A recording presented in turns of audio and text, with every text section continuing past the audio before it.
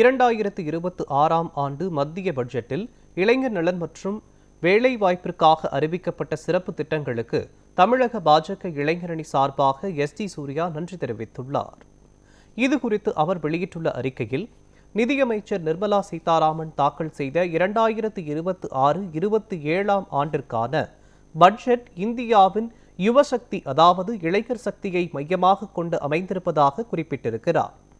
குறிப்பாக இளைஞர்களை வேலை தேடுபவர்களாக மட்டுமல்லாமல் புதிய வேலைகளை உருவாக்கும் ஆற்றல் கொண்டவர்களாக மாற்றும் பட்ஜெட்டாக இருப்பதாகவும் இதனை முழுவதுடன் ஏற்பதாகவும் அவர் தெரிவித்துள்ளார்.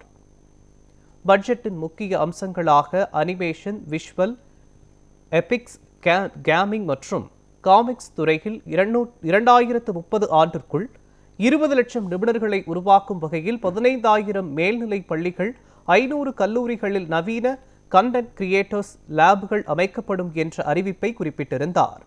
இதனைத் தொடர்ந்து பெண்களுக்கான ஸ்டீம் கல்வியில் மாணவர்களின் எண்ணிக்கையை அதிகரிக்க மாவட்டம் தோறும் மகளிர் விடுதி, 5 ஆண்டுகளில் 1 லட்சம் துணை மருத்துவ நிபுணர்களை உருவாக்க பயிற்சி திட்டம், 5 புதிய பல்கலைக்கழக நகரங்கள் அறிவிப்பு போன்றவற்றை சுட்டிக்காட்டி அவர் நன்றி தெரிவித்திருந்தார்.